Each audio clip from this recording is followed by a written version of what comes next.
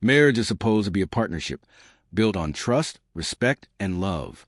But sometimes you don't realize you're the only one holding up the weight of that partnership until it all comes crashing down. I learned that the hard way. It wasn't a fight. It wasn't an argument that spiraled out of control. No raised voices, no accusations. It was a quiet moment that sliced through me deeper than any screaming match ever could. A single sentence, delivered with venom, that changed everything. We were in the living room. She was on her phone, scrolling through social media with that faint smirk she had when she thought she was better than everything around her. For weeks, I had felt her drifting away, but I kept telling myself it was just stress, maybe the post-honeymoon phase wearing off. But that night, I saw the truth in the way she avoided looking at me, as if my presence irritated her. She set her phone down and stared at me with this cold detachment. Then, as if she'd been rehearsing it, she said, "I should have married my ex-boyfriend. He's a millionaire and not an impotent loser like you." The room went silent.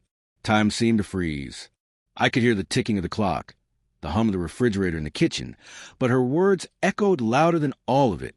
I stared at her, expecting to see some flicker of regret in her eyes, some sign that she'd gone too far. But there was nothing, just indifference. I didn't respond, not a word. I didn't defend myself. I didn't ask why she would say something so cruel. I just stood up, picked up my keys, and walked out the door.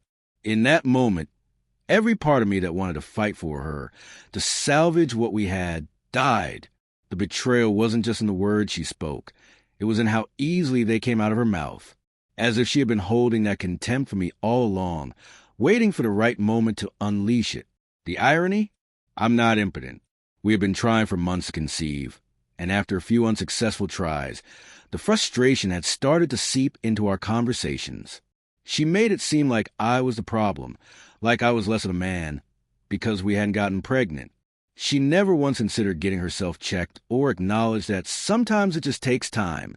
Instead, she clung to the narrative that I was defective, unworthy. And the ex-boyfriend she spoke of? He had always been a shadow lurking in the background.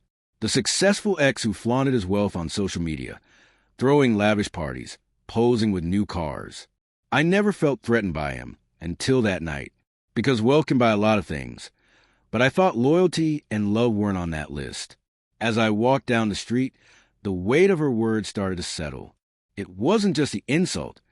It was the realization that she had been measuring me against someone else for our entire marriage. Every gesture of affection now felt like a lie. Every smile, every kiss rehearsed. I had married a woman who saw me as a placeholder until someone better came along. People often say that betrayal feels like a stab in the back. But this wasn't that. This was a slow, methodical gutting. She knew exactly where to cut, and she made sure I felt every inch of the blade. I didn't go back that night. I didn't answer her calls. But when the calls started turning into frantic texts, I knew something had shifted. Maybe she thought I would come crawling back, ready to beg for her love. Maybe she expected me to defend myself, to convince her that I was enough. But my silence spoke louder than anything I could have said. The next morning, she showed up at my office, disheveled, panicked. She looked like she hadn't slept. Her eyes were red, not just from crying, but from the realization of what she had done. She kept saying it was a mistake, that she didn't mean it, that she was angry and lashed out. But I knew better. Words like that don't come out by accident.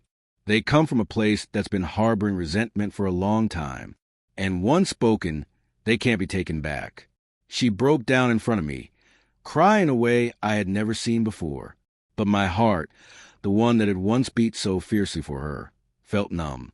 She was finally realizing the gravity of her betrayal, but it was too late. The damage was done. Forgiveness is a noble thing, they say. But what they don't tell you is that some betrayals scar you in ways that make forgiveness feel like self-betrayal. Staying with her after that moment would mean accepting that her love was conditional, that I was only worthy if I matched her fantasy of success and status. In the days that followed, everyone had an opinion. Friends said marriage is hard, and people say things they don't mean. Family urged me to be patient, to understand that stress makes people lash out. But none of them had to live with the echo of those words. None of them had to look into the eyes of the person they loved and see pure contempt staring back. Walking away wasn't easy. We had a life together, plans, dreams. But what good are dreams built on a foundation of silent resentment? I deserved to be with someone who saw me, not as a comparison, but as a partner. She tried to reach out for weeks. Letters, calls, messages. But the more she tried, the more I realized how detached I had become. Her regret didn't erase the truth. I had loved her with every piece of me, but she had spent our marriage comparing me to a ghost from her past.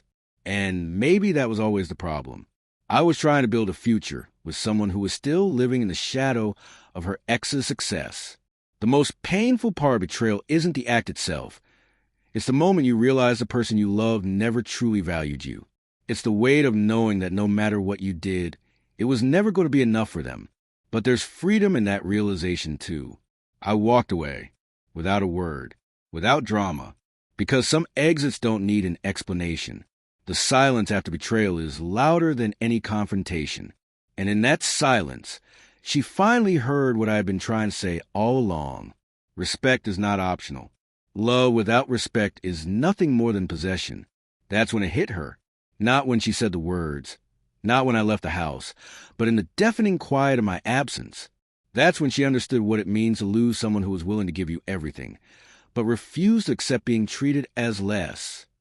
Sometimes, the strongest thing you can do is leave, not out of pride, not out of revenge, but because you finally understand your worth.